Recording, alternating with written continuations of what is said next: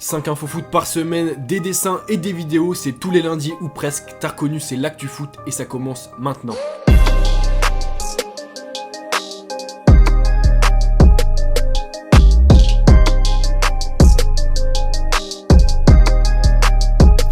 Salut les socios, on commence rapidement cette actu foot avec le quiz de début de vidéo. La réponse à la dernière question était Stoke City. Et oui les gars, l'ancien Barcelonais Boyan joue cette saison actuellement donc à Stoke City et non à Alaves comme beaucoup d'entre vous l'ont répondu. Et la question d'aujourd'hui à laquelle il va falloir répondre les gars en masse en commentaire, c'est la suivante. Buteur face à l'Inter Milan ce week-end, quel nombre symbolique de buts en club Ronaldo vient-il de dépasser? Réponse A 300 buts en club, réponse B 400, réponse C 500 ou bien réponse D 600. Répondez donc les gars en masse en commentaire. Bref, on commence avec ce qui a constitué une grande première cette semaine dans l'histoire de la Ligue 1. Pour la première fois en effet, une femme, Stéphanie Frappart, a été arbitre centrale dans un match du championnat de France entre Amiens et Strasbourg, ce qui constitue une grande avancée en termes d'égalité des genres dans le football masculin.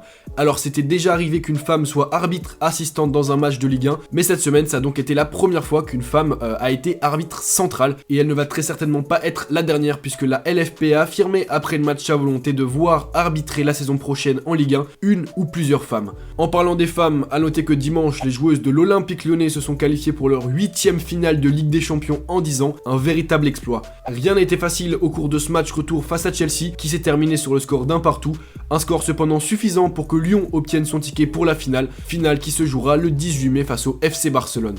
On enchaîne très certainement avec ce qui a été le plus gros événement foot français de la semaine, la finale de la Coupe de France qui a vu la victoire surprise du Stade Rennais face au Paris Saint-Germain au tir au but, alors que les Bretons étaient menés 2-0 dès la 22e minute de jeu.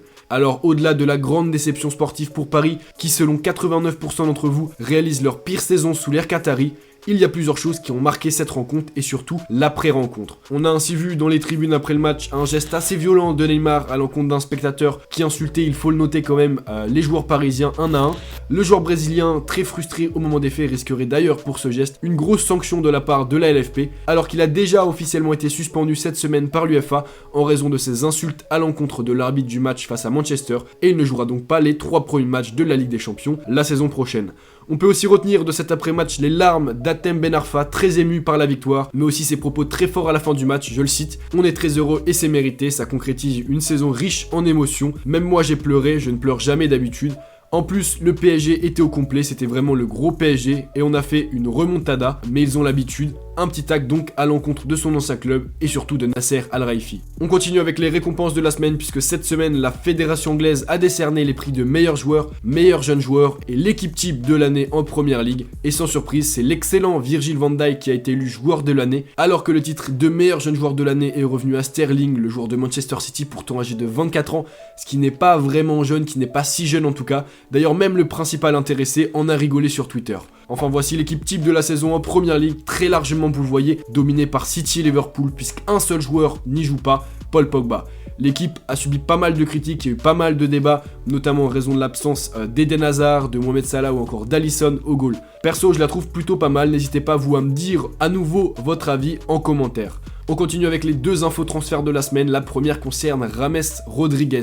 Actuellement prêté au Bayern Munich, le Colombien, en mauvais termes avec son coach, devrait donc retourner cet été dans son club, le Real Madrid, mais ne compterait pas non plus y rester. Et du coup, face à cette envie de départ, plusieurs rumeurs insistantes envoient le milieu de terrain à la Juventus Turin qui, malgré le récent transfert d'Aaron Ramsey, serait également intéressé par la transaction. Le père de James a d'ailleurs récemment déclaré au journal Marca, je cite: « La Juventus, il y a beaucoup de rumeurs, surtout en ce moment, mais je confirme que c'est une opportunité que nous prenons en considération. » Un gros appel du pied donc au club italien, mais également à l'ancien coéquipier de James, Cristiano Ronaldo. La deuxième info transfert de la semaine concerne quant à elle Miralem Pjanic, titulaire assez régulier cette saison avec Turin. L'ancien Lyonnais pourrait quitter le club de la vieille dame cet été, et 2 clubs seraient très fortement intéressés par son profil, le PSG et Manchester City. Selon le Corriere dello Sport d'ailleurs, le club parisien aurait déjà formulé une offre de 70 millions d'euros pour Pjanic, une offre refusée puisque Turin souhaite en obtenir au moins 100 millions.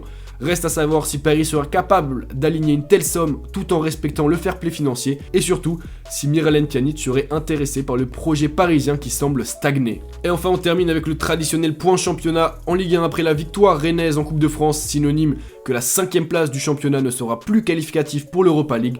L'OM devait impérativement s'imposer pour ne pas dire adieu à l'Europe, mais à domicile, les Marseillais se sont inclinés 2-1 face à Nantes, laissant ainsi Saint-Etienne s'envoler au classement. En Liga, le FC Barcelone a officiellement été sacré champion pour la 8e fois en 10 ans grâce à sa victoire 1-0 face à Levante.